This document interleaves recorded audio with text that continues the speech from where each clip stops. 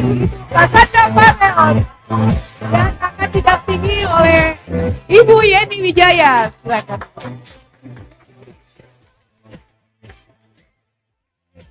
Selamat pagi semuanya. Apa kabar? Success together. Oke, thank you. Silakan duduk. Rame ya Yen ya hari ini ya. Walaupun macet loh ya, luar biasa teman-teman. Tepuk tangan buat teman-teman semua. Katanya khusus buat Cassandra Farel semua pada Wow. datang. Jadi semoga sharingnya bermanfaat lah ya. Udah macet-macet jauh. Hari ini pada macet sekali kan? Kalau nggak salah. Iya. Menurut info masih ada yang di jalan nih Cia. Oh gitu ya. Padahal pintu mau ditutup katanya. Oke. Oke, thank you teman-teman ya. Hari ini saya akan terhormat sekali saya akan memandu acara VLM kita ya dengan guest speaker yang luar biasa Ibu Cassandra Farel. Tepuk tangan dong sekali lagi ya. Nggak biasanya kita kalau di sini pakai talk show ya Yan? Oh iya, enggak jarang pakai talk show. Jarang.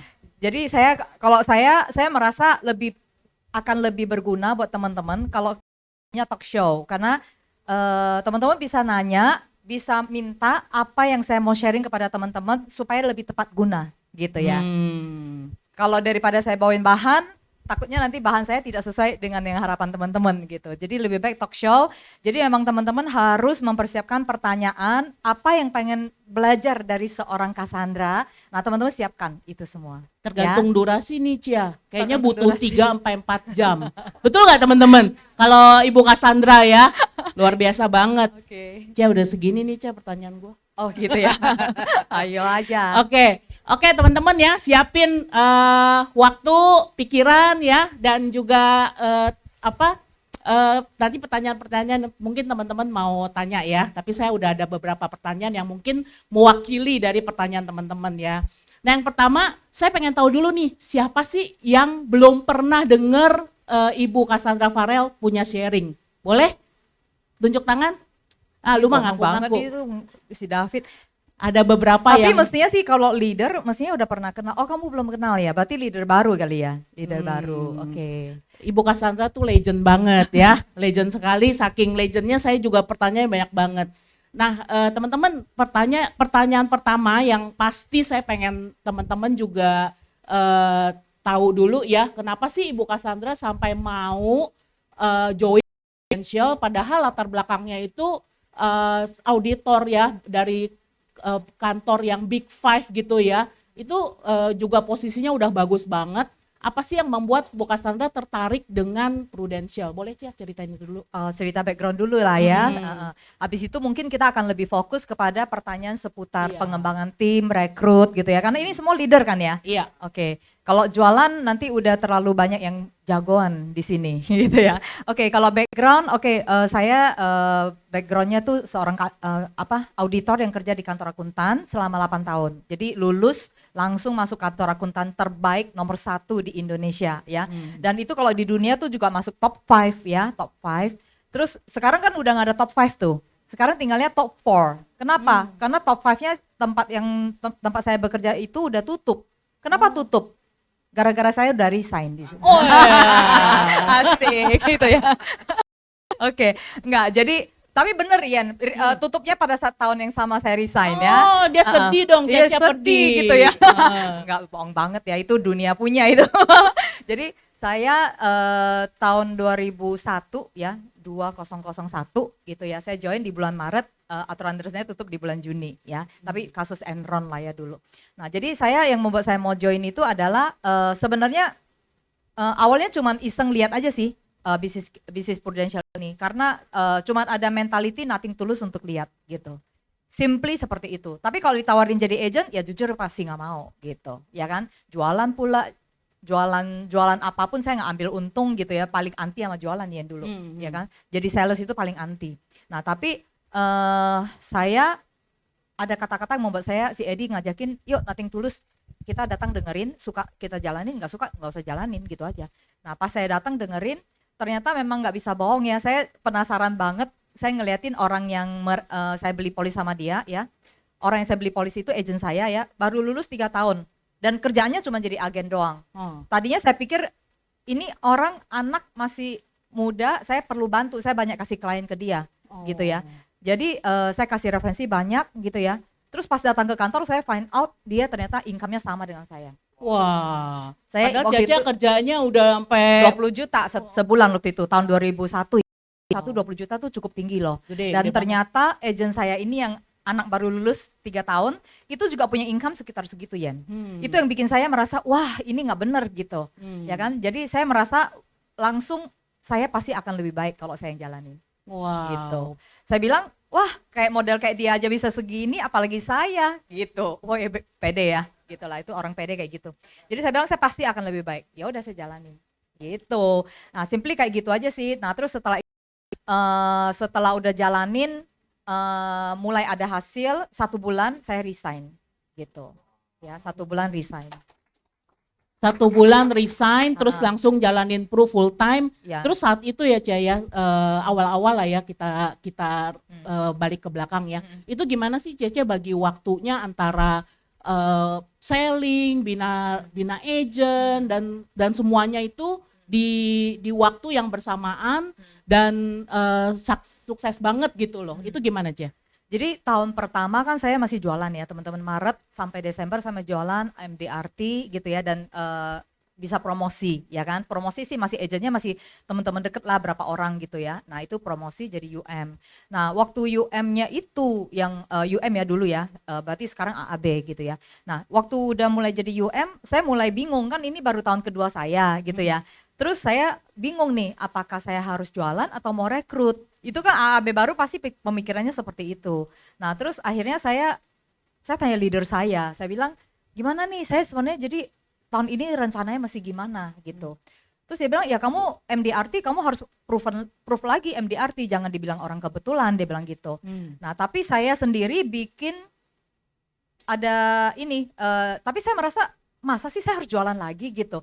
Saya kan datang ke bisnis ini, saya memang nggak demen jualan gitu loh. Maksudnya kalau suruh jadi agen doang, jualan doang ya nggak banget lah gitu. Saya justru lihat bisnis ini karena ada jenjang karirnya yang bisa 100 juta, berarti harus bangun tim gitu loh. Nah akhirnya saya nggak percaya sama omongan leader saya bikin itu loh Yen, proyeksi income 10 tahun. Jadi saya kalau proyeksi income 10 tahun itu ya, saya bikin kayak misalnya di atasnya itu ada kolom-kolomnya ya, kolom-kolomnya ini misal tahun 2001, 2002, 2003, 2004 sampai 10 tahun ya. Nah terus di sini adalah omsetnya ya, sama di bawah tuh income-nya. Nah terus nanti ada penjualan pribadinya, ada grupnya KPI gitu ya. Terus nanti saya kalau income kan tinggal kali-kaliin OR aja. Nah jadi saya bikin kalau saya jualan MDRT lagi berarti grup saya misalnya segini. Terus gitu sampai 10 tahun ya kan. Nah terus habis itu saya iseng, coba kita ubah jualannya 200 juta aja, 100 juta aja malah. Waktu itu kan supaya keluar bonus 100 juta aja. Iya, dulu. Tapi kalau kita jualan 100 juta aja berarti grup harus lebih besar dong. Iya. Ya kan?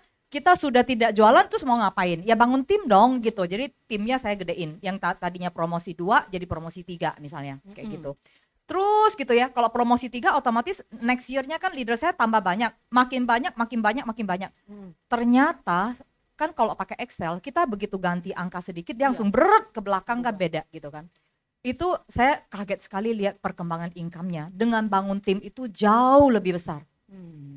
Jauh lebih besar, dan akhirnya saya memberanikan diri datangin Pak Lee Bunsyong waktu itu. Walaupun nggak pernah ngobrol sama dia, saya datang, saya bawa Excel saya tunjukin ke dia, saya bilang ini saya disuruh jualan lagi tapi saya udah hitung nih, saya bangun tim lebih bagus, saya bilang gitu. Terus dia bilang ya udah, kalau kamu udah ada hitungannya, kamu yakin dengan angkanya, ya udah kamu jalanin aja. Tapi jangan lupa ya, Juni sudah harus 1M, dia bilang gitu. Setiap saya bilang ya udah benar gitu. Dan terakhir saya tutup di sebelum itu ya, sebelum saya kasih tahu saya tutup di berapa ya, di waktu UM itu ya. Saya tuh, kita dulu waktu kalau mau promosi UM tuh di interview sama ADS. ADS atau RDD, ya kan? Waktu di interview, waktu lagi bikin planning, dia bilang kamu mau bikin planning berapa tahun ini UM baru? Saya bilang yang tahun lalu nomor 1 berapa? Wih, gitu gaya loh ya. Oh tahun lalunya situ si Limlisya orang nomor 1 terus menerus itu tak terkalahkan, dia bilang gitu. Terus kamu mau saya bilang ya udah dia kok 2,7 ya. Kalau gitu saya bikin goal 3M deh ya, saya bilang gitu. Wah gitu gaya. Terus dia bilang, wah kamu UM baru jangan bikin goal gede-gede lah, kamu nanti down gitu. Udah kamu bikin aja agak kecilan, 2M lah, dia bilang, atau 2,5M gitu. Dia suruh saya turunin gitu. Ya udah, turunin depan dia doang, tapi dalam hati saya tetap. Wah, Gitu. itulah ya seorang Ibu Cassandra Farel luar biasa ya, punya aiming yang luar biasa. Dan akhirnya saya tutup di 3,3 teman-teman. Wah, itu tahun pertama Cia? Tahun pertama jadi UM dan akhirnya jadi Agency of the Year. Wow, waktu masih UM Cia? UM. UM jadi Agency of the Year. Mungkin kalau teman-teman yang lahirnya baru-baru sekarang, UM tuh leader baru, yang mirip-mirip AAB lah ya sebenarnya ya. Dulu saya ingat banget, saya tuh saingan sama Timothy. Wah, Jadi nomor 1 Megan Shufrina ya. Nomor 2 secara API Timothy loh. Saya nomor 3. Saya nomor 3. Tapi ya tiap bulan tuh selalu kalau dulu yang nomor 1 di fotonya di tengah itu kan orang yang API-nya paling besar, ya kan? Jadi kita juga nggak tahu pas tahun itu tuh berganti jadi Agency of the Year. Nah, jadi waktu sampai Oktober, November, sampai September pun saya nggak pernah nomor 1. Selalu kalau nggak nomor 2, nomor 3, nomor 2, nomor 3 ganti nama Timothy. Yang si orang nomor 1 itu selalu nomor 1 gitu. Terus ada yang nanyain saya, tim saya loh. Dia bilang, Cia, lu masih yakin mau kejar nomor 1? Kayaknya lu dari bulan ini nggak pernah nomor 1 deh. Kalau nggak nomor 2, nomor 3. Yakin saya bilang gitu. Tapi benar sebelum Award Night saya dihubungin katanya saya orang nomor 1. wow. Gitu. Jadi nyalip dong Cia di. Sebenarnya nggak nyalip karena Agency of the Year itu ada poin-poinnya. Oh, ada Yen. poin-poinnya. Ada poin API kali persistensi, terus ada jumlah agent, jumlah rekrut, jumlah apa kayak gitu. Jadilah nomor 1 gitu. Iya. Sorry ya Pak Timothy saya mengalahkan. Tapi teman-teman tahu bahwa Pak Timothy waktu itu nomor 2, nomor 3 kayak gitulah. Luar biasa ya.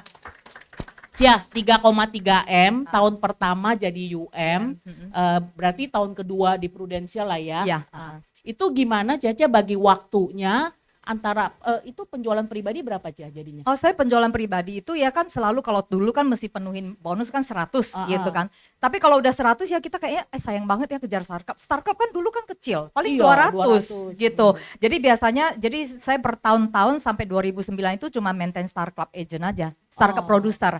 Selebihnya rekrut. Berarti di 3,3 itu ada 200-an lah.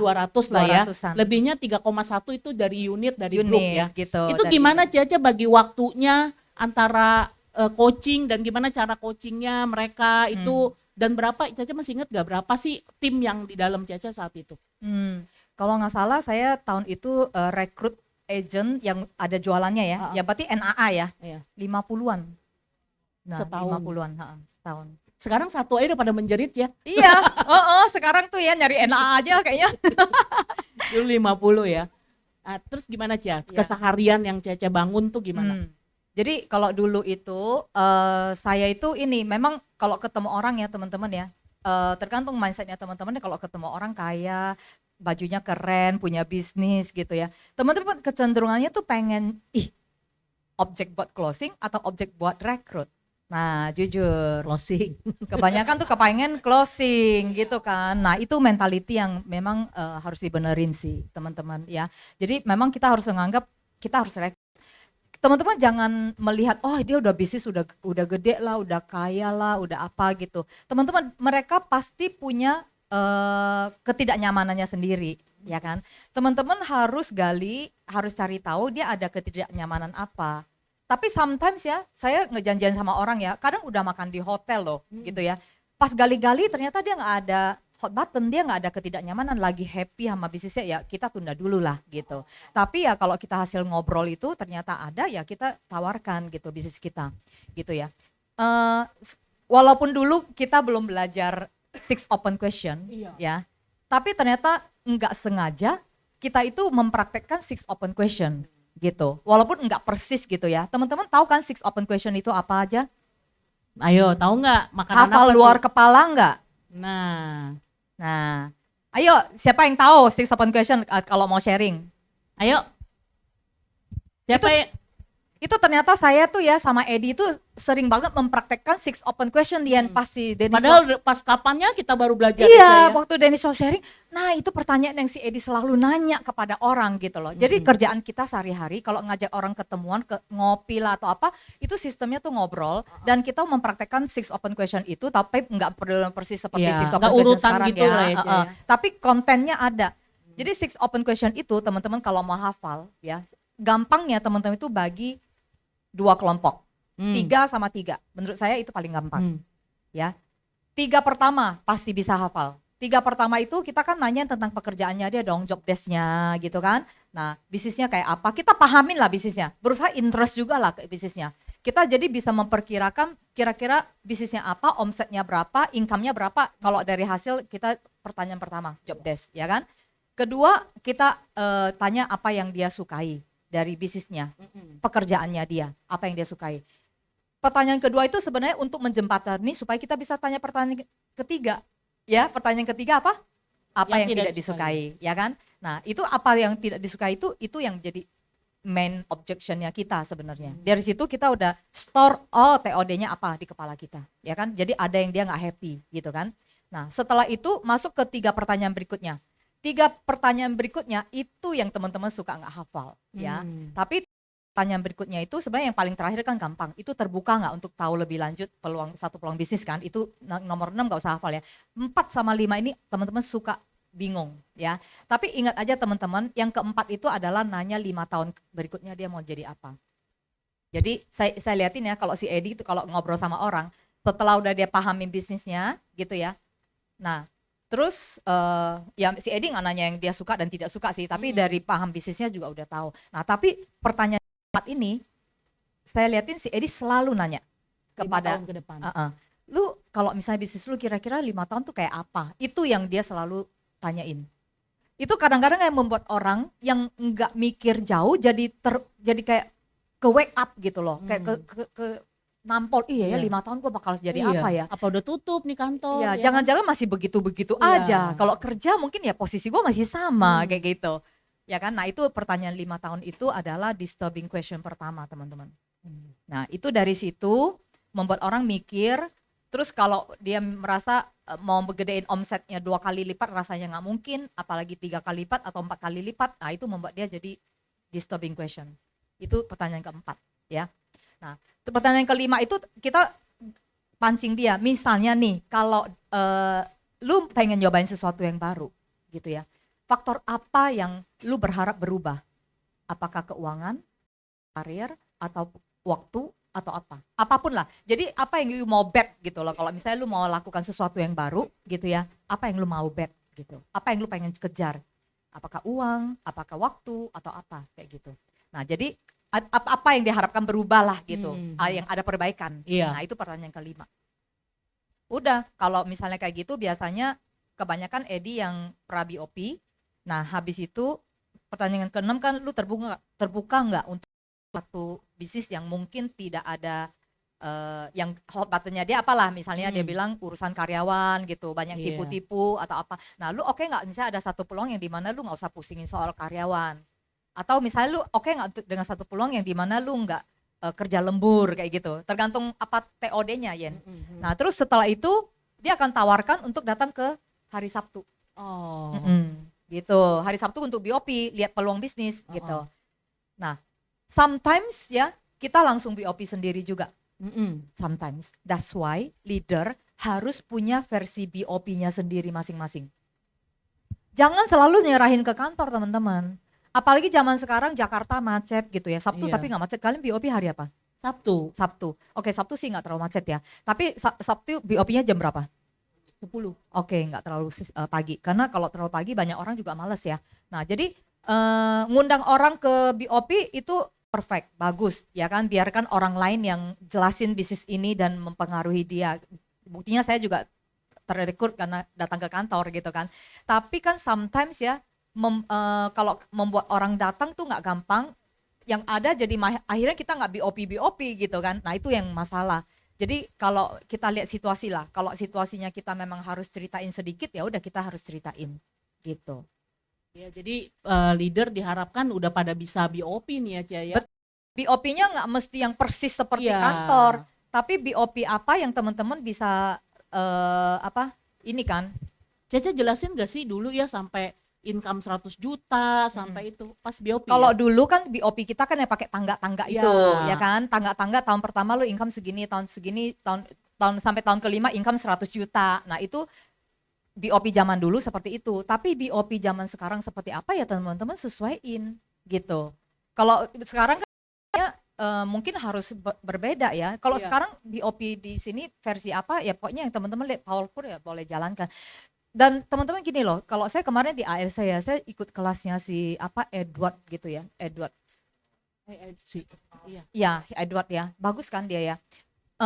Kalau menurut saya BOP-nya sih sama aja sih dengan yang kita punya. Cuman karena dia tuh kelihatan banget, dia sering banget lakukan. Iya. Sering banget dia ceritain, jadi kayaknya kata-katanya enak banget didengar gitu loh. Ya itu semua karena latihan aja sih. Nah, dia cerita bahwa waktu dia belajar BOP gaya dia aja, dia tuh nggak cuman belajar dari agensinya dia cari leader di seluruh nasional ini, dia bilang dia ngejar si Eder gitu kan. Eder mau naik kereta, tanyain kok kalau kamu BOP kayak gimana kayak gitu. Nah, teman-teman boleh loh lakukan seperti itu. Create your own BOP yang mantep, yang tiap hari kita bisa lakukan sehari-hari gitu. Seperti itu. Harus bisa BOP gitu. Oke. Jah, tadi tergelitik sama ini deh, Jah. Waktu UM kan belum kelihatan tuh ya 100 juta, 1 miliar income per bulan dan lain sebagainya. Itu gimana sih Cece bisa pede banget ngajakin pengusaha-pengusaha kayak gitu ya, yang mana mungkin mereka juga udah running, walaupun tadi ketemu yang apa yang tidak disukai kayak gitu-gitu ya, itu pedenya itu dari mana sih Cia?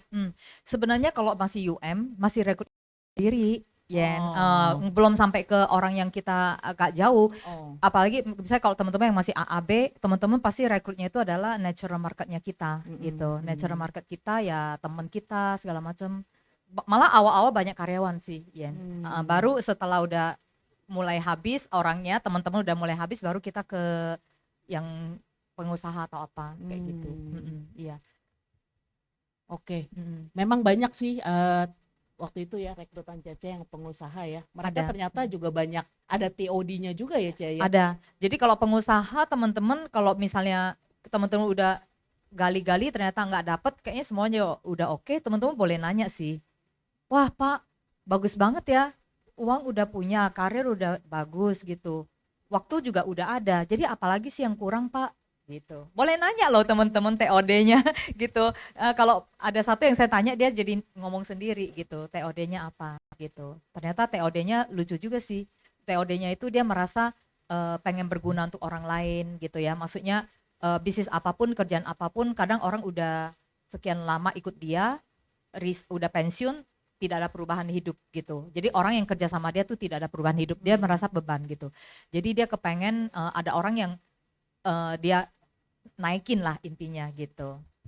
Ya dibandingin dulu nih waktu Caca merintis pertama kali di Pru, terus kan fenomena itu kan berubah ya Caca ya. Sekarang juga zaman sekarang udah 24 tahun Caca ada di bisnis ini.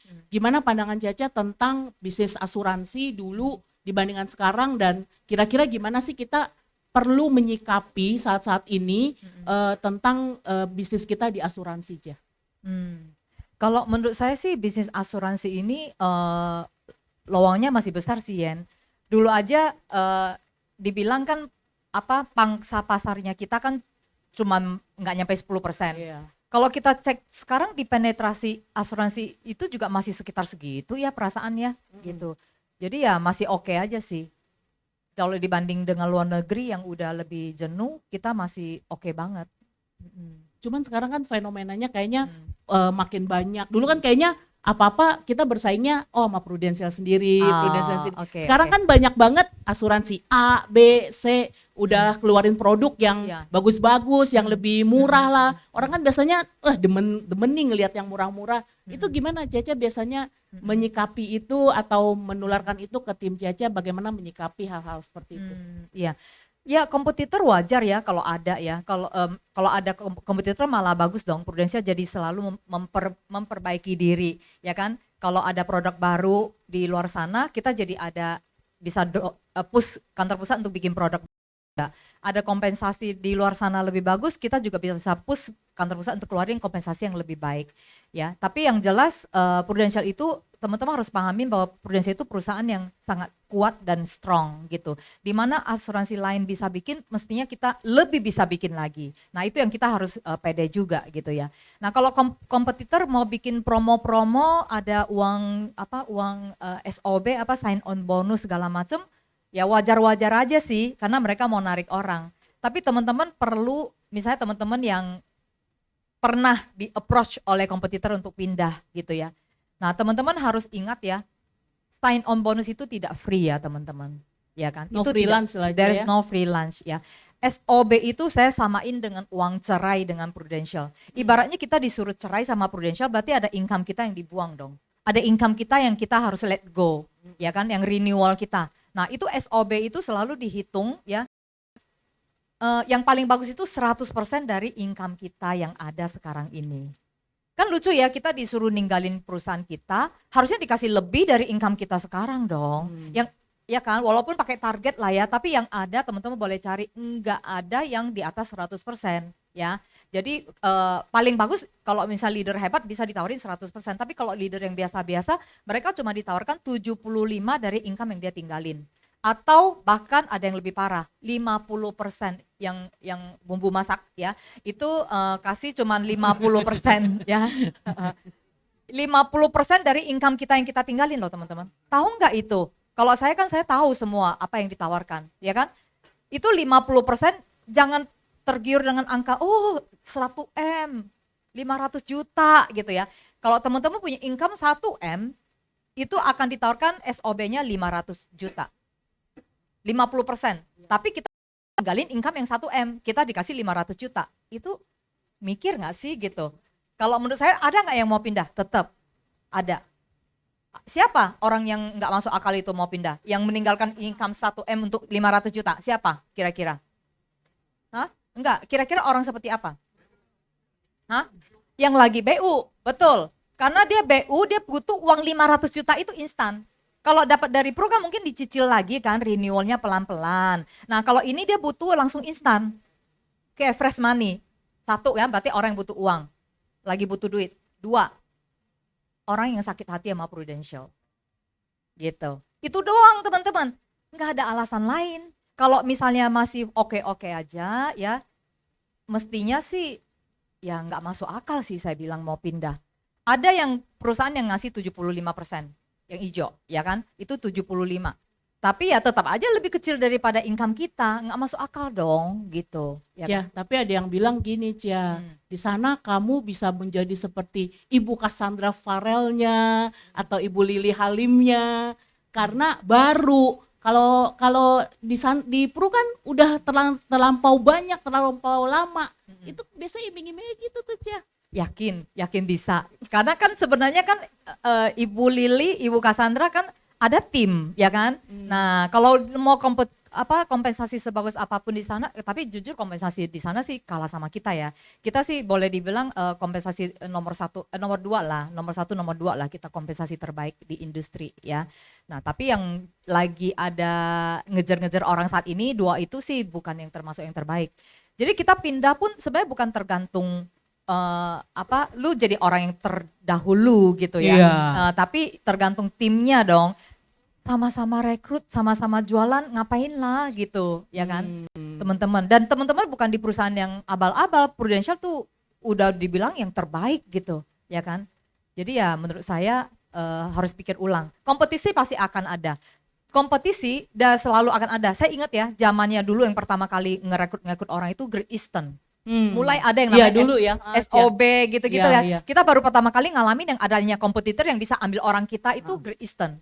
Ada nggak orang yang terrekrut ke sana? Ada. Habis itu orangnya kemana? Sukses nggak? Kagak gitu ya. Habis itu pindah ke Generali kedua, ya kan?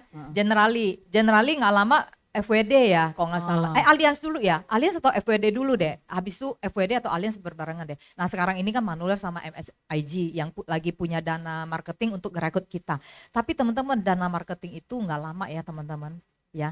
paling 1 atau 2 tahun gitu. 1-2 tahun akan berakhir. Jadi makanya Prudential itu sudah kayak kita yang udah lama ya, Yan, kita udah ngalamin ada tim kita yang pergi ke situ ke Great Eastern, habis itu ada yang pergi ke Generali. Setiap kali perusahaan asuransi lain lagi punya marketing fund, itu pasti ada orang kita yang rekrut yang tadi yang saya bilang, yang sakit hati sama yang lagi BU pasti ada ya kan.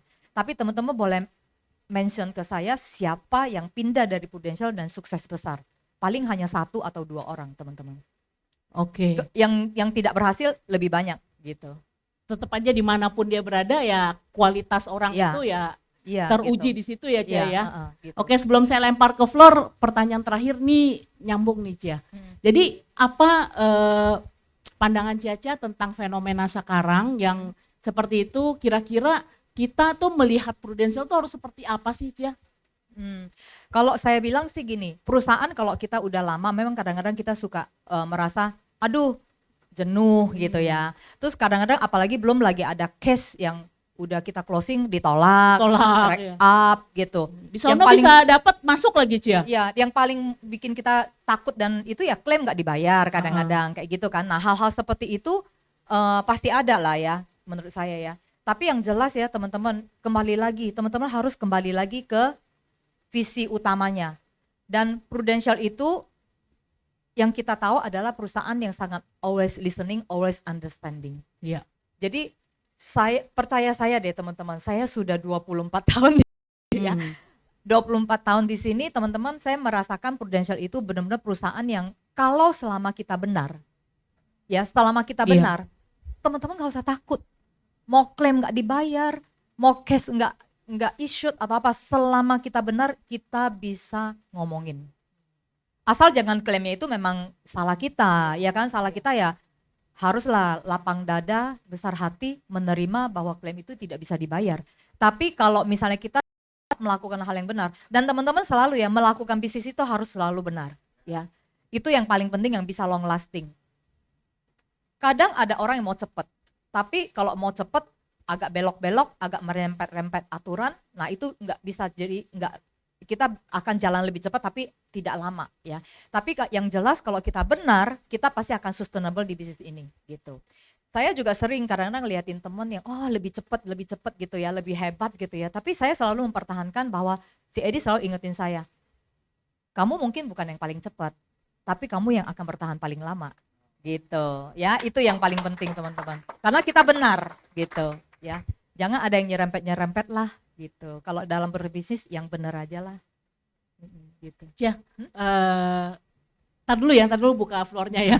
Ya. Karena masih ada tadi, karena Cia ada menyinggung soal Edi ya, suaminya Bu Cassandra nih. Nanti bingung lagi Edi siapa gitu ya. Kebetulan namanya sama saya, Edi Wijaya gitu kan.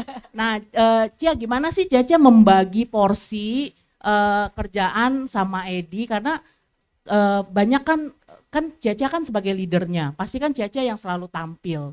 Tapi perannya Edi tuh gimana sih dalam bisnis Cia yang selalu kita tuh dengar tadi Cia mention berapa kali ya. Terus yang kedua Cia, sebelum lupa, sekarang kan Cia tahu kan kartu naik terus nih Cia. Iya. Itu minta tolong dong kiat-kiatnya. Karena banyak yang resah dan gelisah nih Cia. Gimana ngadepin nasabah-nasabah? Katanya yang dulu aja belum beres, sekarang mau ada ini lagi gitu ya. Dua itu Cia. Ya, kalau buat teman-teman, kalau ini pernah di FP1 jadi tahu perannya Edi cukup besar ya. Tapi memang kita memilih yang tampil itu Cassandra Farel ya. Nama saya lebih populer untuk dipopulerkan. Edi Wijaya kan terlalu pasaran ya.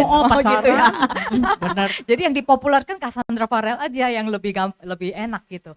Jadi memang fungsinya dia besar sekali sih. Si Edi itu lebih ke arah dia a good thinker, saya a good doer gitu. Jadi kita kombinasi yang baik lah. Dia yang mikirin, saya yang jalanin gitu. Dan kalau dalam pembagian tugas, misalnya kalau dia malah lebih banyak tuh brainwash orang, bikin orang tuh mikir itu kayak rekrut gitu. Nah rekrut itu dia bagus gitu ya, tapi begitu udah habis rekrut kan kita harus ngajarin, harus dampingin, ngajarin produk, training segala macam. Nah itu saya lebih telaten. Nah teman-teman yang berpasangan harus lihat kekuatan masing-masing. Jadi kita bagi tugasnya seperti itu, jangan campur-campur.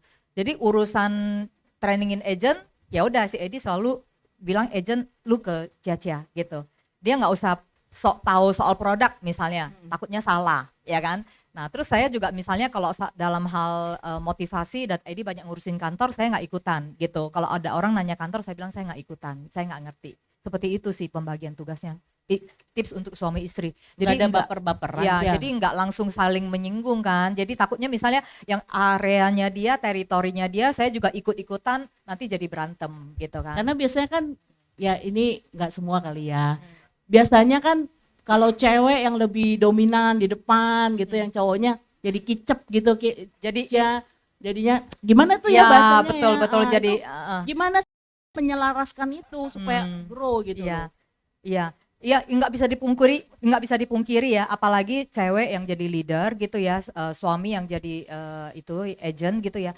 Kita tuh cowok kan lebih ada pride-nya ya, mau jadi pemimpin gitu. Dulu sih waktu itu sempat mau minta tuker sama kantor pusat tapi nggak bisa. Tapi kita memang di rumah tangga kita memang ngomongin bahwa ini kan is only a name gitu, ya kan. Di luar orang mungkin di luar FP1 mungkin taunya saya, tapi kalau di FP1 orang taunya tuh Edi tuh sangat berperan sih gitu. Terus dari sisi kita cewek yang saya bisa lakukan lah ya, saya nggak tahu Edi lakukan apa, tapi yang saya bisa lakukan kalau saya menyebut tim itu adalah tim kami, Tim kami. bukan tim saya gitu. Itu kata-kata harus diperhatiin juga ya. Terus kalau apa-apa bukan saya tapi kami gitu. Nah terus udah gitu kalau apa lagi ya? Oh, kalau misalnya mengambil keputusan atau apa, itu juga tetap saya serahin ke dia gitu. Karena kan tetap kepala keluarga ya, apalagi di rumah. Kalau di rumah itu udah pasti apa-apa tuh dia yang decide. Saya influence boleh lah ya, influence tapi tetap keputusan dia yang ambil. Jadi mungkin ada berimbangnya di rumah tangga juga sih Yen. Iya. Di rumah tangga kalau misalnya kita di rumah anak-anak atau apa ya pasti saya bilang tanya papi gitu. Jadi Edi juga bisa mendapatkan pride-nya dia juga. Jadi kalau leader di Prudential cewek, di luar jadi macan, miau, wow gitu ya. Kalau di rumah jadi kucing ya Cia ya, gitu ya. Lebih kalem gitu Ya ya. tapi kan harus dua belah pihak ya. Jadi maksudnya kan yang di Alkitab agama saya gitu ya. Cewek itu memang wanita itu kan harus tunduk pada suami ya. Tapi koma loh gitu, ya kan? Koma. Suka nggak dibaca komanya Cia. Komanya nggak dibaca ya. Habis Mm-mm. istri tunduk pada suami, suami mengasihi istrinya kan. Nah itu siraman rohani tuh. Ya. Jadi gini loh teman-teman, saya merasa kalau saya tunduk sama Edi memang dia lebih sayang sama saya sih. Gitu. Oke, karena kadang banyak ada problem antara suami istri di Pru tuh kadang-kadang seperti itu ya Jaya. Itu yang dialami juga ya. Yang tadi yang soal Pruwell Cia. Oh, yang repricing ya teman-teman Ya. ya. Bukan PPH yang mau repricing ya. Iya. Tapi teman-teman udah harus menerima kenyataan, fakta ya, bahwa repricing itu akan ada setiap tahun teman-teman. Ya, dan itu juga harus di-deliver ke klien ya. Sebenarnya dari as soon as possible lah. Kalau buat teman-teman yang belum sempat sampaikan message itu kepada klien, sampaikan segera, nggak usah takut gitu ya. Kalau saya sih udah sampaikan waktu dari tahun pertama, tahun kedua repricing, saya udah sampaikan bahwa kita bakal setiap tahun repricing. Pilihannya cuma dua, mau setiap tahun repricing tapi kecil-kecil, atau sekaligus repricing tapi ngagetin, bisa bikin stroke. Apa itu Cia? Ya kan, kalau misalnya repricing sekaligus yang kan dikit-dikit. dikit-dikit setiap tahun, atau mau sekaligus tapi berapa tahun tapi repricing Ya. sekaligus 30, 40, 50 gitu. Kalau di asuransi lain kan sekali repricing bisa sampai ada yang 96 sekaligus gitu. Nah. Ya kan? Itu lebih enak gak sih? Menurut saya lebih nggak enak loh, mendingan kecil-kecil. Ini aja Prudential kan sebenarnya repricing tahun pertama kan 29. Tahun 2023 ya. 24 kan 39. Sekarang 19. Habis Angka ini 19. ya Jaya? Ya lah, 999. ya sama lah kayak kita jualan itu kan masih di bawah 20 gitu. Tapi teman-teman boleh Google inflasi medis 2025 itu keluar angka 19. Oh. Ya, memang sesuai angka inflasi. Berarti kita udah on track dengan angka inflasi. Syukurlah tidak membayar hutang lagi ya. Jadi tahun 2023 itu 29 sama 39 itu masih menutup yang periode-periode sebelumnya yang masih kurang. Makanya kita 29 habis itu tahun 2024 enggak langsung 39 kan. Habis itu sekarang 19. Nah, kalau hadapin klien Yen, saya teman-teman mindsetnya dulu. Teman-teman tidak usah kayak merasa bersalah datang ke klien, minta maaf, ada repricing, nggak perlu. Kita harus sampaikan apa adanya dengan nada se-cool mungkin. Bahwa Gimana? repricing itu kita bilang ini repricing ini nggak bisa dihindarin dan ini semua terjadi di industri ya, karena kebanyakan overcharge inflasi medis yang berlebihan lah saya bilang. Nah, inflasi medis yang berlebihan itu karena apa? Salah satunya itu karena ada banyak sekali overcharge dari rumah sakit ya. Melihat plan hospital kita yang miliaran gitu ya. Jadi rumah sakit juga jadiin ini bisnis gitu loh. Jadi akhirnya ya mahal semua kan, harus diakui kan. Lebih mahal kita pakai asuransi sama nggak pakai asuransi, pasti harganya beda gitu. Itu klien juga banyak yang tahu. Nah, kita bilang nggak bisa dihindari lagi, harus adjust, harus biaya asuransi harus naik. Dan OJK juga mengharuskan perusahaan asuransi harus lakukan adjustment. Kalau nggak perusahaan asuransi itu bisa bangkrut gitu. Nah, terus kan biasalah marah-marah atau apa kayak gitu. Kita bilang, saya tahu sih kamu kesel. Kita harus pahamin dia juga, kesel. Kamu kesel, kamu bisa kebayang nggak? Saya lebih kesel. Saya bilang, kenapa? Karena saya juga klien, posisi saya tuh sama dengan kamu loh. Kamu naik, emang saya nggak naik? Saya juga naik. Saya lebih kesel kenapa? Karena saya ditugaskan untuk ngejelasin ke kamu juga. Gitu. Kamu marah-marah lagi sama saya. Iya, gitu. Saya mau marah-marah sama siapa? Iya, jadi makanya itu dengan ngomong begitu, klien tuh nggak enak hati loh. Nah, gitu. Saya biasa, kamu kesel kan? Kesel. Kamu kesel, saya juga kesel, gitu. Saya lebih kesel daripada kamu, saya bilang gitu. Wah, gitu. Dia merasa jadi kawan gitu ya, kawan gitu. Ya jelasin kenapa kita lebih kesel. Oke. Make sense nggak teman-teman? Ya. Jadi jangan takut ya, 19 di bulan apa aja depan ya? Bulan Oktober. 18 ini udah di-propose udah, 18 kemarin. Pakai periode ya, 18 pakai periode. 18 sudah keluar suratnya. Oke, saya lempar dulu ke Flor deh. Teman-teman tahu ya kalau Prudential itu baik banget. Ada nggak klien kita yang tidak repricing dari 2023 nggak ikutan adjustment premi, 2024 nggak ikut adjust premi. Harusnya kalau kita jumlahin 29, 39, 19, kalau kita kaliin ya, itu bukannya di jumlah 29, 39, 19 loh. Itu harusnya dari 29 naik ke 39, 39 naik lagi kan. Itu 113%. Wow. Harusnya di atas 112 sampai 113 lah. Nah, tapi Prudential rencana awalnya tadinya dia mau adjust atas 100. Saya bilang nanti bikin orang shock kan. Jadi akhirnya di cap di 50 lagi loh teman-teman. Yang belum pernah adjustment yang lebih dari 50% harusnya itu tetap di cap di 50. Tapi teman-teman sebagai kliennya harus pelan-pelan educate dia untuk naik, nanti tahun depan naik lagi kalau bisa. Atau top up supaya isi saldo. Oke. Ya, John. Oke, thank you Cica. Ya, Oke, teman-teman kasih plus dong buat Cica ya dan Yeni. Oke, Ci, saya mau nanya kan kita kan selalu rekrut agent yang apalagi yang level up gitu ya, agak high end ya. Kadang-kadang mereka sensingnya cuman ya udahlah gitu kan, gue buka polis pribadi supaya dapat diskon, dan kadang-kadang kita agent juga kan suka kita pas mau rekrut kita juga ada sobat mention, lu buka sendiri kan bisa dapat lebih murah dan lu ajak orang lu bisa dapat free gitu. Nah cuman kadang-kadang mereka cuman stop sampai di sana karena jadi agent sama dia memutuskan jalanin bisnis ini kayaknya two kind of different thing deh. Nah, how do you do dari agent yang tadi cuma membuka polis pribadi sampai dia decided gue mau itu deh, itu mau jalanin gitu. Dan ya mungkin yang paling challenging adalah buat kita bawa dia ke kantor dan mau belajar sih, Ci. Itu juga ya agak challenging buat kita. Kalau Cici biasa gimana? Thank you. Memang ada dua approach ya. Ada orang yang merasa saya closingin dulu gitu ya, baru nanti dia beneran mau baru dia jalanin. Nah, tapi saya menganut yang approach yang kedua sih teman-teman. Yang kedua itu adalah nggak apa-apa, saya let go this case, ada satu case ini ya saya let go ke dia. Karena kalau dia jadi agent, we never know kan, sometimes jiwa marketingnya keluar, dia bisa jual kepada saudaranya, ya kan. Yang jelas kalau kita closing sendiri ya cuma berhenti sampai dia. Tapi kalau misalnya dia jadi agent, mungkin saudara kandungnya, temen dia gitu yang mau dia lisensinya udah ada ya dia bisa jualan. Jadi saya merasa saya pilihan yang kedua. Tapi kalau misalnya ajaran saya ini salah, teman-teman kembali ke leader ya. Tapi kalau saya sendiri, saya pakai yang kedua sih gitu. Jadi saya akan ada nggak agent yang mau beli berhenti di dia doang? Ada, pasti ada. Tapi ya kalau memang orangnya masih bagus, saya masih keep dia sebagai agent saya terus gitu. Ya lisensi saya penuhin. Kita nggak pernah tahu one day bisnisnya lagi down, kita keep kontak sama dia. kita bisa masuk gitu untuk kasih dia itu.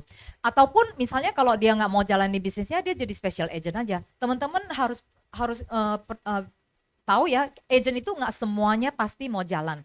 Ada yang langsung jalan, ada yang mungkin sekian tahun baru jalan, ya kan? Ada yang tetap jadi special agent aja. Special agent itu apa? Special agent itu adalah orang yang dia bisa bawain case-case gede aja gitu, ya kan? Case-case gede aja. Nah, ada salah satu leader ya yang sukses banget, saya tahu banget gitu ya. Dia juga rekrutnya itu yang pakai cara kedua. Tiap kali mau closing, walaupun case gede, even yang ratusan juta, miliaran API-nya juga dia kasih kepada kliennya. Tapi kliennya itu begitu udah terima duit, lihat dong ya, yang bikin orang jalan itu kalau dia lihat hasil sama ada komunitas yang asik sebenarnya, ya kan. Nah, jadi begitu dia lihat ada duitnya mungkin jadi pengen jalanin. Dan leader tersebut ya di Prudential juga ya, dia saya liatin dia berhasil sih memakai metode itu. Kasih dulu case-nya, biar dia ngerasain duitnya dulu, baru BOP. Bahkan BOP-nya tuh belakangan, gitu. Jadi mungkin boleh dicoba gitu. Tapi tentu konsultasi lagi dengan leader di atasnya. Tapi kalau saya yang kedua. Nah, terus gimana caranya supaya mereka, apa yang Cici lakukan untuk membuat mereka jadi mau ke kantor atau ya supaya dia benar mau buy in this business lah gitu. Apa yang biasanya Cici lakukan? Jadi sebenarnya kalau prosesnya rekrut ya idealnya nih ya, ini saya cerita proses rekrut dari awal sampai akhir gitu ya. Kalau misalnya awal, step pertama kan pra BOP ya teman-teman. Pra BOP 6 open question kan habis itu kita BOP India ya kan. Nah habis BOP ya teman-teman itu menurut saya harus ada satu tahap yang namanya inisiasi. Inisiasi itu induction gitu. Nah di induction itu sebenarnya kita itu ujungnya tujuan dari induction itu dapatkan komitmen sih. Itu gimana tuh? Dapatkan komitmen untuk ketemuan kita gitu atau jalani bisnis ini. Nah di induction itu sendiri ada 4 tahapan yang saya lakukan ya di induction ya. Waktu kita habis BOP, teman-teman jangan cepet-cepet MPA. Kalau MPA malah membuat kesannya tuh kayak kita kayak closing gitu. Kayak close MPA itu nggak ada guna. Kalau dia udah MPA tapi nggak jalani, nggak ada guna loh teman-teman MPA itu. Jadi MPA itu admin doang. Ngapain buru-buru gitu. Jadi biasanya saya nggak akan MPA-in. Jadi habis BOP saya akan bilang yuk kita ngobrol dulu gitu. Terus ini langkah berikutnya apa? Langkah berikutnya sih semuanya daftar jadi agent. Tapi menurut saya itu nanti dulu, karena kalau kamu daftar kamu nggak tahu persis apa yang kamu mau lakukan juga percuma. Terus saya daftarin kamu nggak jalanin juga percuma saya bilang. Jadi that's why saya ajak ngobrol dulu, itu yang namanya inisiasi. Nah inisiasi itu ada 4 ya. Pertama saya cek mengenai belief dia terhadap produk maupun perusahaan ataupun profesi. Itu mengenai belief. Bayangin kita rekrut orang yang tidak percaya sama produk asuransi. Mana bisa teman-teman, ya kan? Ceknya gampang sih, lu sendiri punya polis nggak gitu. Habis itu misalnya presentasiin, terus menurut lu produk kita bagus nggak? Ya itu belief, itu cek belief ya. Habis itu cek belief dia terhadap profesi agen asuransi. Karena sometimes ada orang yang merasa, aduh agen asuransi nggak banget ya, kayaknya kurang keren atau apa. Nah di situ sebenarnya kita itu sebenarnya benerin mindsetnya dia. Agen asuransi tidak serendah itu gitu ya kan. Agen asuransi ada yang keren juga kok.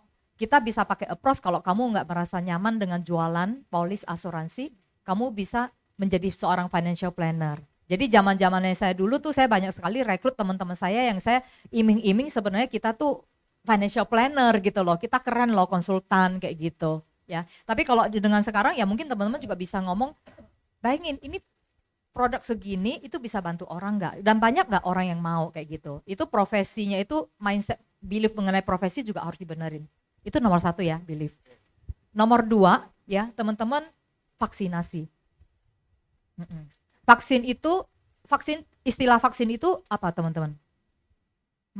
Kita masukin virus lemahkan. Ya kan, benar nggak? Virus yang dilemahkan. Vaksin COVID masukin virus COVID sebenarnya, ya kan? Yang dilemahkan, tapi yang dilemahkan. Jadi vaksinasi itu kita justru nanya dia kira-kira apa yang jadi concernnya dia. Kalau dia nggak kepikiran, kita yang kasih. Gitu. Contohnya misalnya kita bilang, lu mikir nggak? Kayaknya pasar udah jenuh. Ya kan itu kayak kita yang kasih virus kan. Aduh, kalau jualan itu banyak ditolak-tolak gitu. Lu kepikiran nggak seperti itu? Nanti dijauhin temen gitu. Itu kita yang kasih tahu. Tapi kita kasih tahu, kita juga yang kasih solusinya. Jadi hari itu dia sudah mendapatkan virus sekaligus sudah dilemahkan. Nah itu penting ya, vaksinasi itu penting. Jadi kalau kata Gary Kinder, kita itu sell in, sell out, sell in, sell out. Ini kayak sell outnya, lagi sell outnya, ya kan? Nah jadi kadang sih kita mulai dengan apa yang jadi concernnya dia. Kamu lihat BOP begini, yang jadi concern kamu apa? Yang menjadi ragu-ragunya kamu apa? Kadang-kadang dari dia aja udah cukup banyak teman-teman. Kalau nggak ada kita tambahin gitu. Nah, kebayang nggak kalau misalnya nanti lu jadi agent, jadi lu mau jalani bisnis ini, lu sehari-harinya lu seperti apa? Lu mesti kontak orang sendiri loh, gitu. Ini bukan kayak kerjaan yang nanti dikasih tahu, oh kamu kerjain apa? Kamu harus punya inisiatif sendiri untuk ngerjain, gitu. Jadi kasih dia kebayang apa yang dilakukan. Kita kebanyakan kalau rekrut suka kasih yang manis-manis. Gampang kok bisnisnya, enak, ngafe doang gitu. Gini-gini cerita-cerita dapat duit. Kita terlalu banyak ngasih yang manisnya. Setelah dia di lapangan, dia ketemu yang susahnya. Kok nggak sama ya gitu.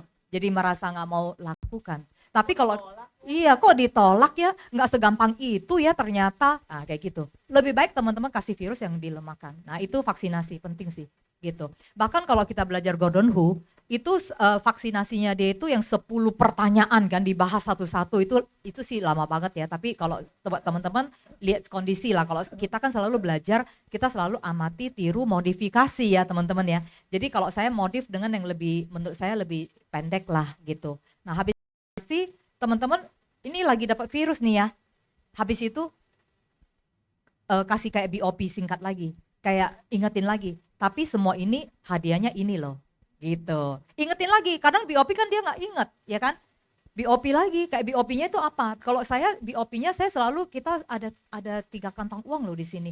Lu jangan cuma melihat kantong yang lu alamin ini awal-awal ini hanya dapetin kantong terkecilnya di Prudential, yaitu kantong komisi sama bonus. Tapi jangan lupa ada kantong kedua dan ada kantong ketiga. Kantong kedua itu adalah OR, kantong ketiga adalah royalty gitu. Jadi kayak diingetin lagi. Walaupun banyak virus, tapi ini loh hadiahnya gitu. Ya kan, berarti sell in lagi. Ya kan? Nah, habis udah BOP, kita untuk lakukan ini semua ya, lu kalau mau dapetin ini semua memang harus start dari kantong terkecil ini. Ya itu jualan dulu gitu. Cari angka 400 juta. Kalau saya selalu kalau agent baru ya harus 400 juta. Syarat promosi lah. Syarat promosi dia kelarin sendiri lah. Nanti agentnya ya nanti itu bonus aja gitu loh kalau bisa ya. Nah 400 juta ini, nah kita bilang tadi kan udah bilang ya sehari-harian kamu seperti apa. Saya jujur asuransi pasti baru buat kamu, saya bilang ya. Kamu mungkin lebih hebat dalam hal lain, tapi kalau asuransi saya yang lebih pengalaman gitu. Dan saya sering lihat gitu ya, dan saya juga nggak bisa bagiin ilmunya dalam sehari 2 hari. Itu harus gua bagiin, lu lakukan. Gua bagiin, lu lakukan. Seperti itu. Jadi sebenarnya saya lagi mau menggiring dia apa? Minta komitmen waktu ketemu saya setiap minggu. Coaching. Gitu. Nah saya bilang, saya nggak bisa bagi dalam sekaligus. Saya akan butuh waktu, biasanya yang saya lakukan, agent yang benar-benar saya private, itu bisa jalan. Kalau kamu serius, mau nggak saya privatein? Tapi saya maunya 2 orang. Weh. Teman-teman juga harus jual mahal dikit lah. Ya kan jangan murah banget gitu private gitu ya. Saya selalu kalau private itu saya bilang kalau lu memang mau private, gue selalu 2 orang. Kita janjian seminggu sekali ketemu di mana. Ibaratnya kayak baby baru lahir 3 bulan pertama, lu ada kesempatan untuk dapat private dari gua. Tapi kalau lebih dari 3 bulan, kesempatan itu sudah tidak ada.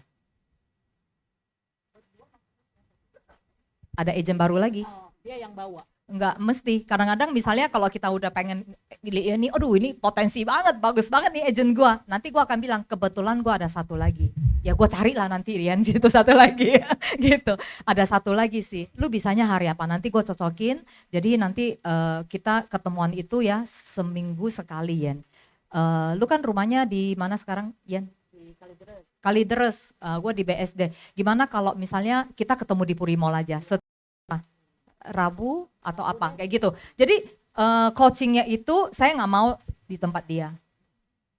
Kalau dia bisa datang ke saya bagus banget, berarti dia yang butuh.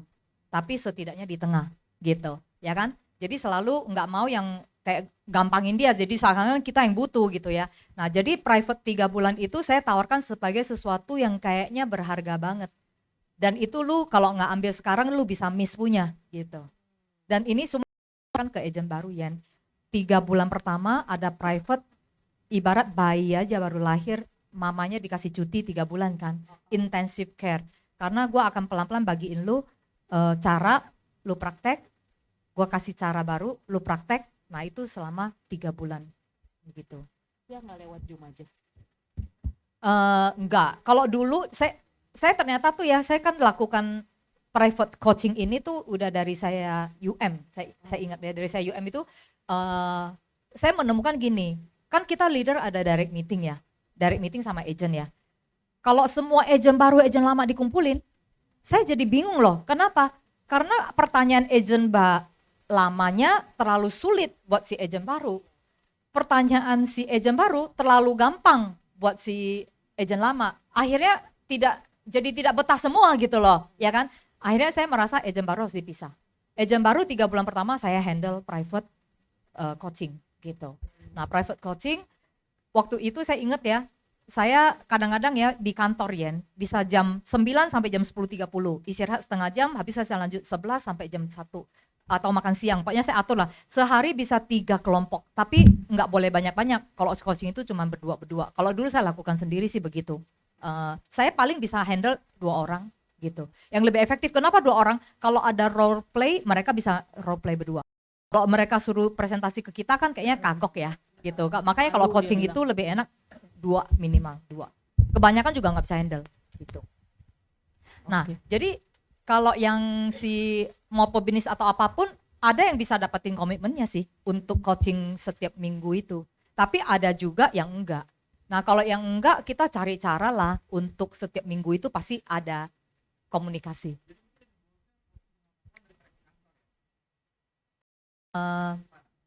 Ke kantor Sabtu tetap training, sama misalnya yang acara motivasi dia tetap datang, kita ajak tetap, tapi tidak ikut direct meeting yang sama agent-agent lama gitu. Jadi saya biasanya private coaching gitu, karena ilmu yang dibagikan kan beda gitu ya. Baru setelah 3 bulan mungkin orang Baru agent gabung. ini siap baru gabung ya Cia ya. Iya. Cia kepikiran Cia, Joni udah belum? Cia kepikiran, Cia punya gak sih kriteria khusus orang yang mau gua rekrut nih kayak apa sih? Kalau nggak masuk kriteria itu Caca tetap mau rekrut atau enggak? Kalau dulu masih UM sih kagak ada kriteria sih. Dulu kan main banyak aja dulu gitu ya kan.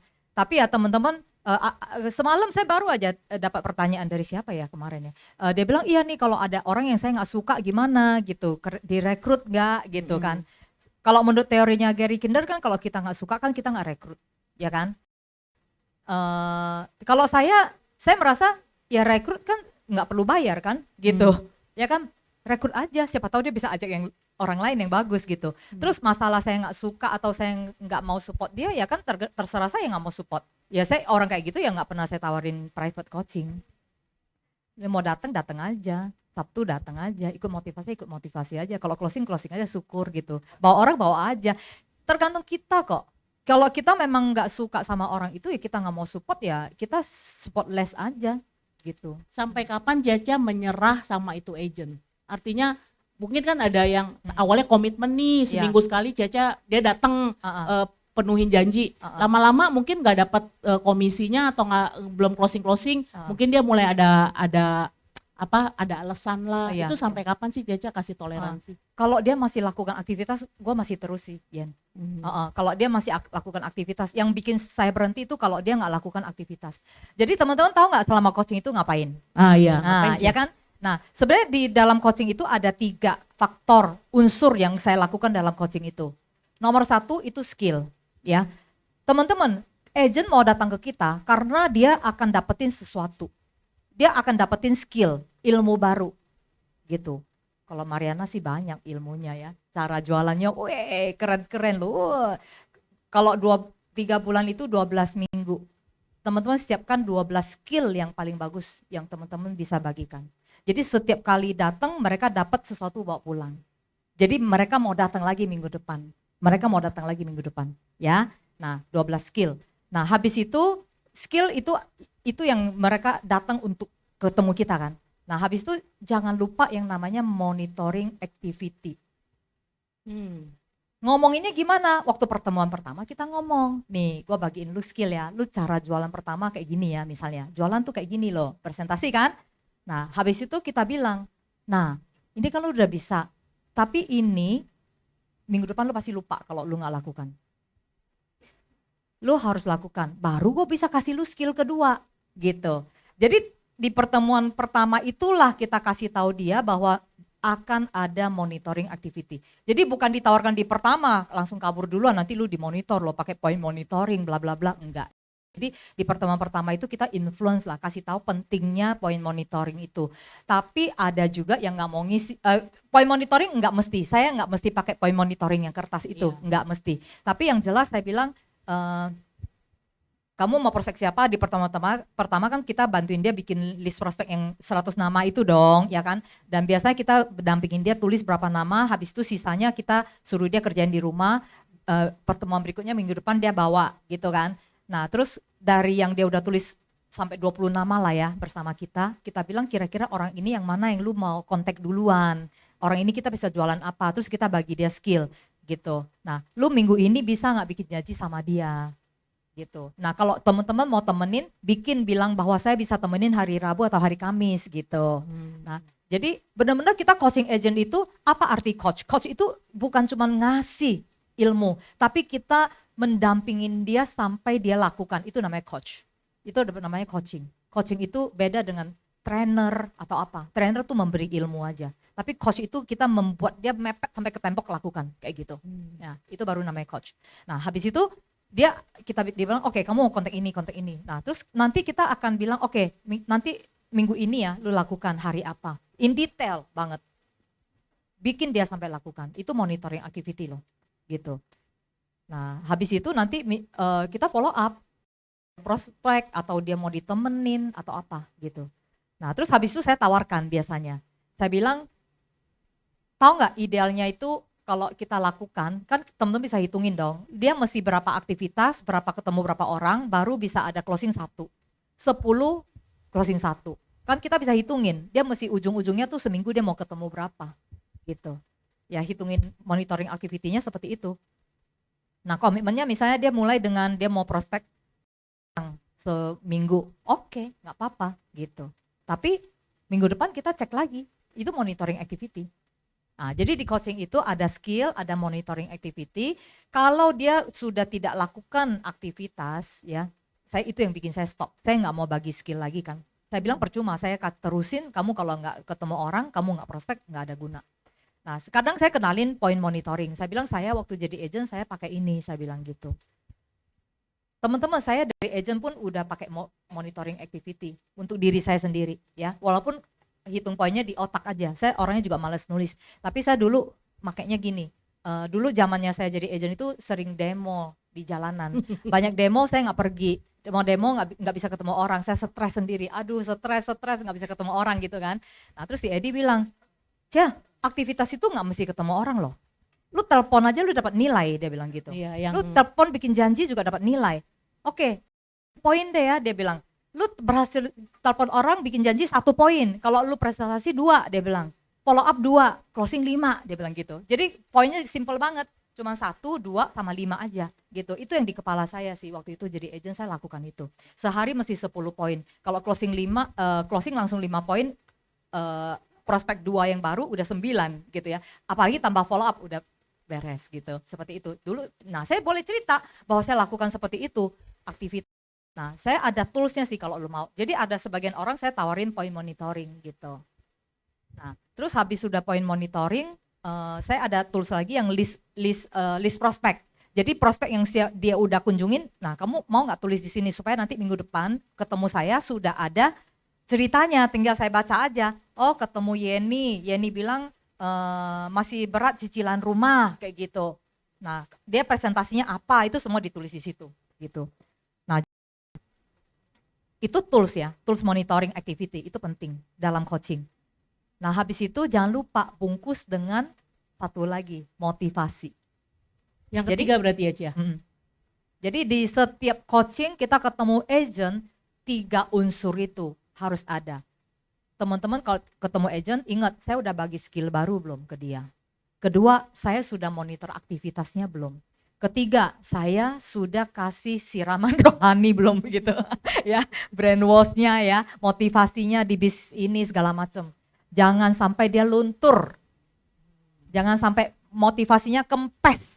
Nah itu, setiap minggu di tiup gitu. Ternyata kalau mau jadi seorang seperti Cassandra Farel panjang. Banyak teori ya, banyak teori. Cia sabarnya tuh panjang banget loh kayaknya. Terus sistematis banget ya, benar gak teman-teman ya? Ibu Cassandra tuh sistematis banget. Saya masih mau open. Kan 3. 3. Induksi 4 tadi udah. Ayo teman-teman ada yang ingat? 1, belief. 2, vaksinasi. Ketiga, BOP lagi. satu Yang lagi keempat itu dapatkan komitmen untuk coaching. Komitmen untuk coaching. Nah saya tuh kalau misalnya karena coaching itu kan dulu saya lakukan sendiri. Habis itu lama-lama saya pikir kenapa kita nggak lakukan sama-sama ya gitu. Nah dan juga belajar sama Gordon Hu, dia ada yang klub 13 club breakfast club ya.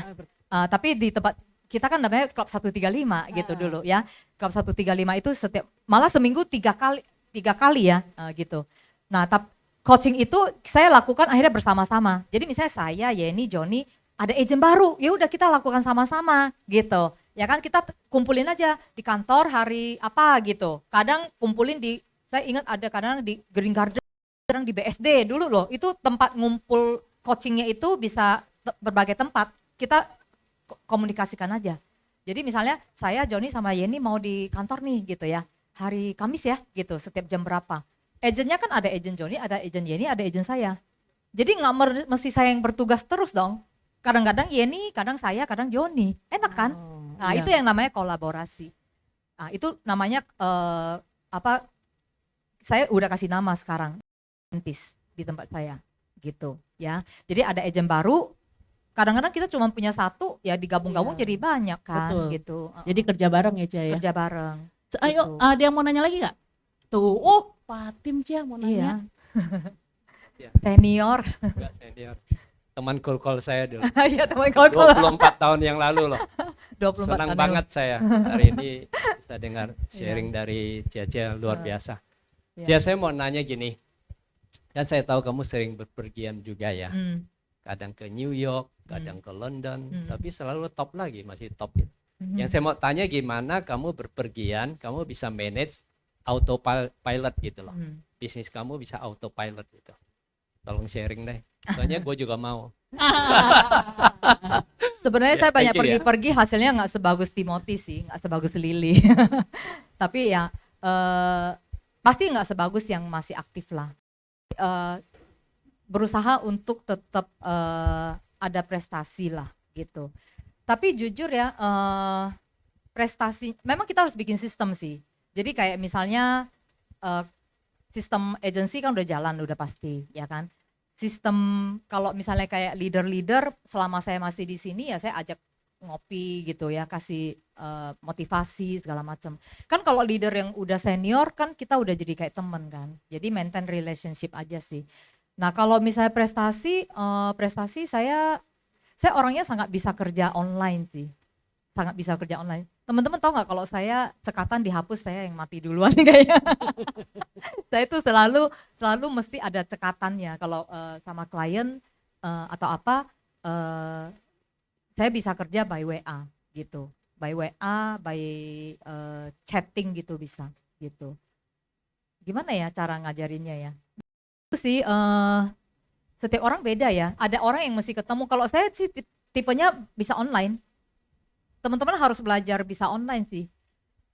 Saya banyak lakukan, misalnya yang jelas saya kerja itu seakan-akan banyak orang bilang, Cia lu kayak nggak kerja tapi kok kerja gitu ya kan.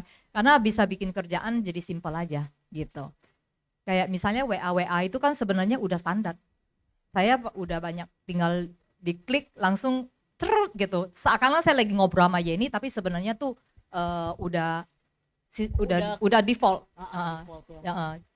Jadi misalnya saya bikin ilustrasi atau apa, misalnya ada klien yang itu ya saya langsung, kalau di WA itu ada kita slash itu langsung quick replies. Kayak misalnya kayak Pro Heritage kan baru ada, itu saya udah slash Heritage 10, Heritage 5, itu semua udah penjelasannya. Berarti kalau Heritage 10 ya berarti yang Heritage 10M gitu, penjelasannya seperti apa, kayak gitu. Jadi tinggal slash dia langsung Heritage 10 langsung berat gitu, kayak gitu sih. Banyak kerja simpel aja.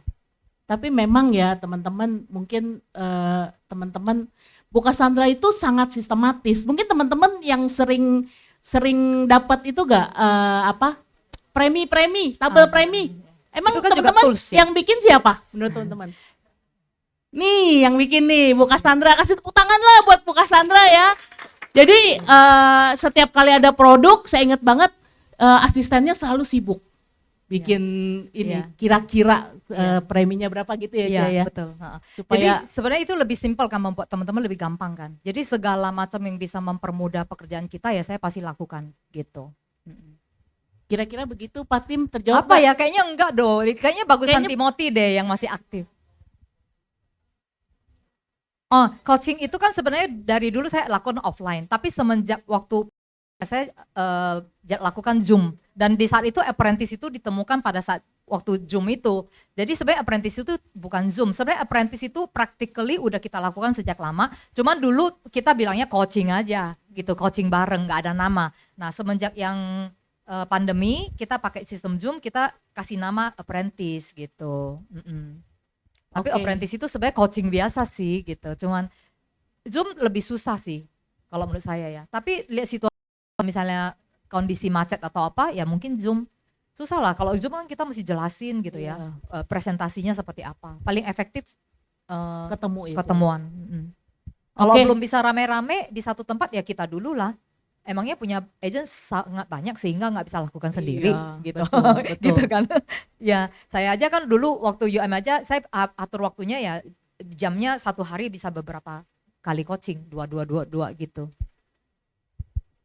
Yang mau nanya Bu Cassandra nih, semua pada terpesona kayaknya Cia. Kalau nggak ada saya, ada Mari, ada Wilkinson. Yuk silakan. Timernya dong, timernya tinggal berapa menit ya? Satu kali pertanyaan aja ya, Ci. Satu kali. Tapi ada Bu Mariana Sofia, Dua boleh ya, ya? dua. Oh, boleh. Dua terakhir. Boleh lah dua. Oke, thank you Cici Cia.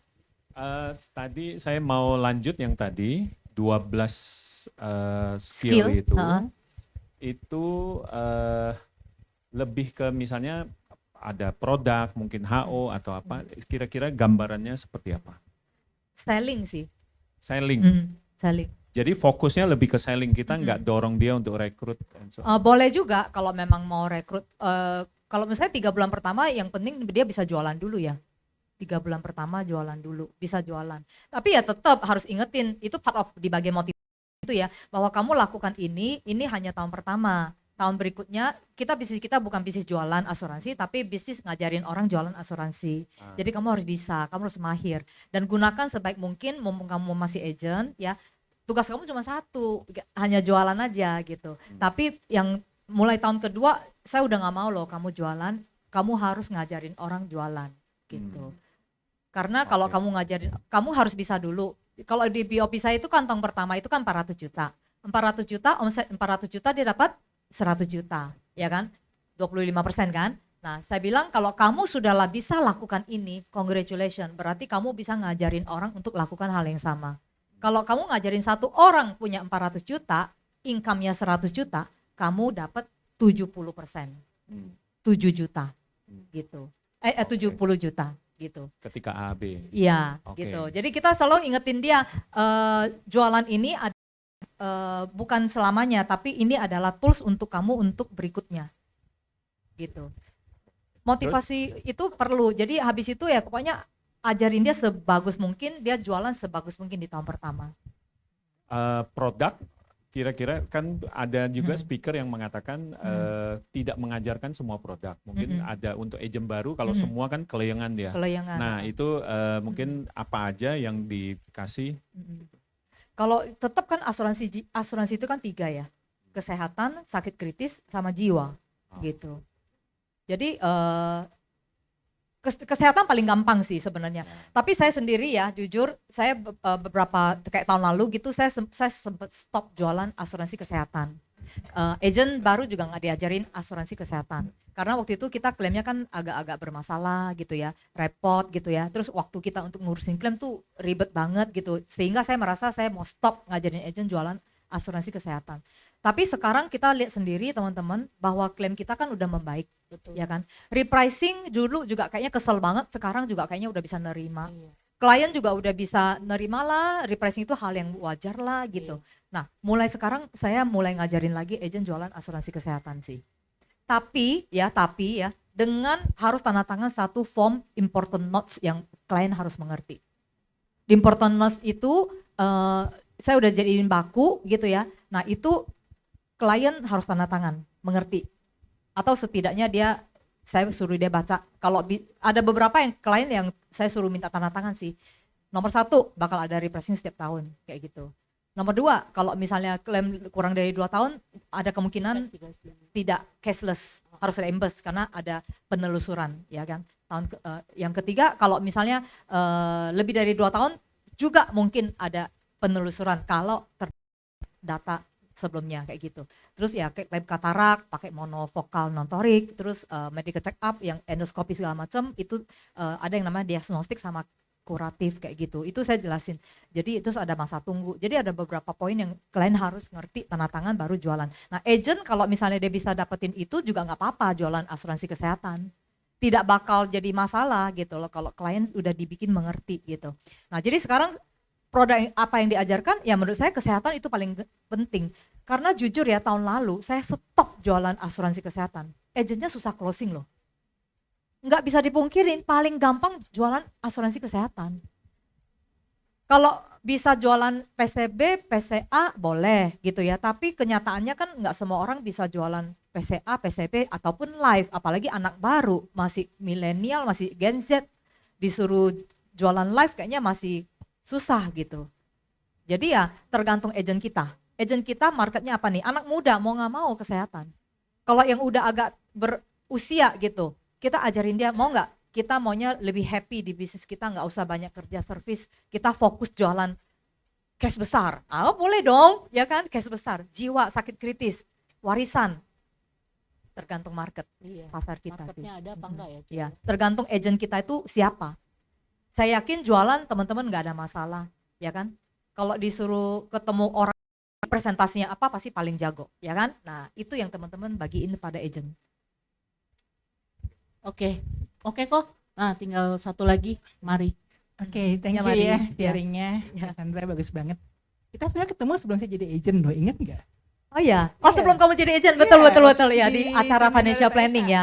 Iya, Acara- betul. Iya, Supaya kita tidak berjodoh ya. iya. Itu tahun berapa ya Mari? Udah lama 2003. bang. 2003 ya. Heeh. Sebelum kamu jadi agent, kamu terrekrutnya karena financial planning ya? Iya. Iya. Oleh Pak Eka kan, Bu Iya, Catherine ya. betul. Iya, saya merasa FP1 itu adalah agensi yang sangat ideal. Oke. Thank you. Boleh sharing sedikit menurut Bu Cassandra, apa sih yang membedakan secara sistem atau apa yang ditonjolkan dari FP1 ini nih sehingga bisa dalam perjalanannya menjadi top 1 seperti sekarang dengan menurut saya ini bagus banget gitu loh. Semua orang tuh profesionalismenya tuh terlihat dan case-nya tuh besar-besar. Sebenarnya saya banyak pertanyaan, boleh nambah satu nggak? Lanjut aja dulu. Satu lagi. Kalau saat ini mungkin penjualan udah nggak usah ditarik ya, saya rasa ya. Datang sendiri ya. Berarti waktunya apakah masih lebih banyak di fokus penjualan atau lebih banyak untuk bangun agensi atau tim? Thank you. Jawab yang terakhir dulu ya. Saya paling udah pasti bangun agensi. Saya sebenarnya tidak pernah fokus jualan semenjak 2002. Dari 2002 pun udah nggak mau fokus jualan. Ironisnya kalau misalnya pas ada janji sama klien terus tiba-tiba diajak mau temenin agent, saya akan batalin klien gitu loh, ya kan. Terus saya pasti akan belain temenin agent. Nah, kayak gitu loh ekstrimnya ya. Jadi pasti bangun tim. Nah, terus kalau agensi saya rasa setiap agensi itu pasti punya kelebihan masing-masing ya. Apalagi kalau kayak Vibe gini, ini semua senior-senior saya loh. Pak Timothy, Bu Lili, Bu Linda, ada Three Musketeer ini semuanya tuh pasti punya kelebihan masing-masing. Setiap agensi punya warna sih. Kalau kita mungkin ya apa ya? Profesionalisme. Ayo dong Yen, lu kan pernah di FP1, coba cerita apa itu di FP1. Apa yang membedakan ya? Nah, lu yang udah pernah di 2 agensi, coba ayo bagiin. Saya kan nggak pernah di agensi lain. Mungkin karena Caca tuh FP1 aja kan udah mau financial planner number 1. Iya. Plesetannya ya. Iya, bukan Nah. fat and planner become one gitu ya. Pertama ditebaknya begitu ya. Financial planner, jadi ada visi misinya sih kalau gue lihat sih Ja. Visi misinya tuh jelas sehingga apapun yang dijalankan itu tujuannya ke sana sih. Karena Caca punya satu misi yang jelas banget kayak kalau itu dari gue. Iya. Ya tagline-nya empower people, inspire life gitu ya. Terus ya kita memang punya visi tuh menjadi agensi yang profesional gitu, paling inovatif gitu ya. Jadi terus teamworknya ada. Kalau teamwork itu soal teamwork, kita memang terkenal kata Nova ya. Kalau mereka datang ke kantor kita, kalau orang baru kantor pusat, mereka pasti nggak tahu yang mana anak siapa dan mana anak siapa. Berbaur banget gitu ya.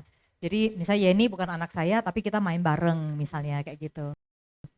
Jadi kita pilarnya akan ada 4 ya. Jadi profesionalisme, inovatif, teamwork ya, sama kita fokus kepada productivity. Jadi kita nggak fokus kepada jumlah banyak ya, tapi yang kita lebih selalu fokusnya per leadernya tuh berapa sih gitu. Agensi lain mungkin boleh omsetnya lebih besar, tapi mereka juga didukung atau lebih paling rame gitu orangnya, tapi sebenarnya secara productivity itu enggak bagus gitu, ya kan? Sampai istilah keluarga kecil, keluarga bahagia ya Ca ya. Si Daud, iya. Keluarga kecil bahagia. Karena main mulu. Kira-kira terjawab gak atau masih oke? Tadi yang kedua udah dijawab ya Ca? Udah, lebih banyak fokus ke rekrut saya pasti, pengembangan tim. Kalau sekarang, pokoknya dari 2002 tuh saya udah nggak jualan. Jualannya itu ya tahu nggak kenapa saya selalu masih ada prestasi di jualan. Tapi mulai ada prestasi di jualan itu 2009 sih Yen. Oh iya? 2009 Kayaknya lu terkenal banget sama enggak. ini deh penjualan. 2001 pasti harus jualan dong agent. 2002 waktu jadi leader itu sampai dengan 2009 itu cuma Star Club producer selalu. Karena selalu menggenapkan bonus yang 100 sama lengkapin gitu ya. Nah terus 2009 kenapa tiba-tiba kita jadi PC producer? Karena kita merasa gila ya ini tim ya semua begitu PCC udah stop gitu.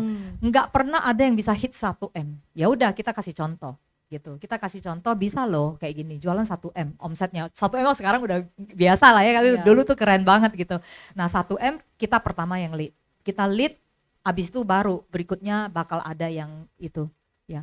Terus udah gitu kenapa masih ada jualan? Karena saya tuh sebenarnya sering banget mau menciptakan presentasi jualan yang bisa dipakai oleh agent. Betul ya? Mau presentasi pagar PPH lah, cermin aset lah, properti ABC lah, itu banyak ya dari dulu ya.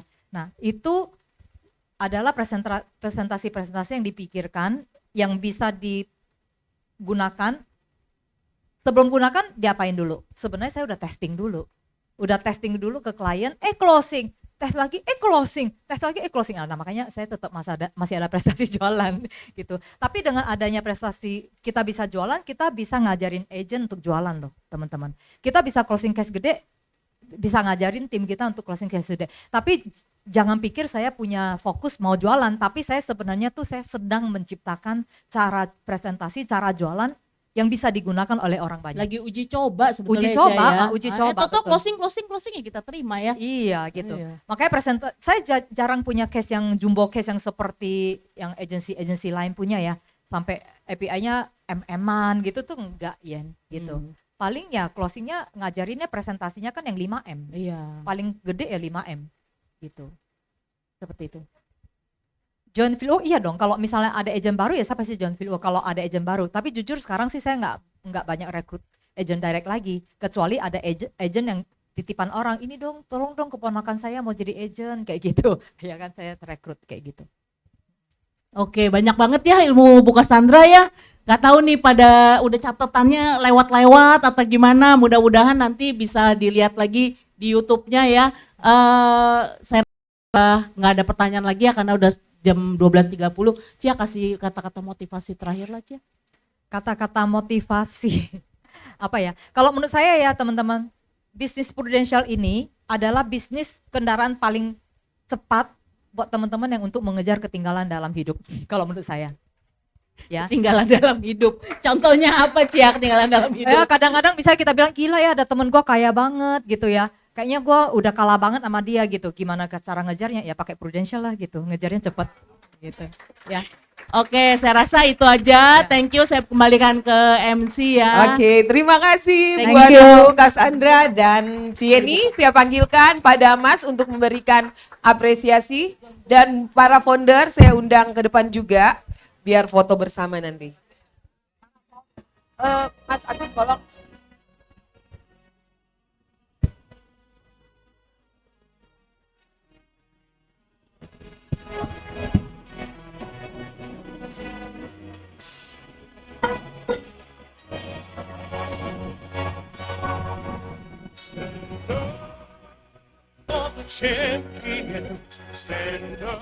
Teman-teman boleh bangkit, berdiri, kita nanti foto bersama. Buat para founder.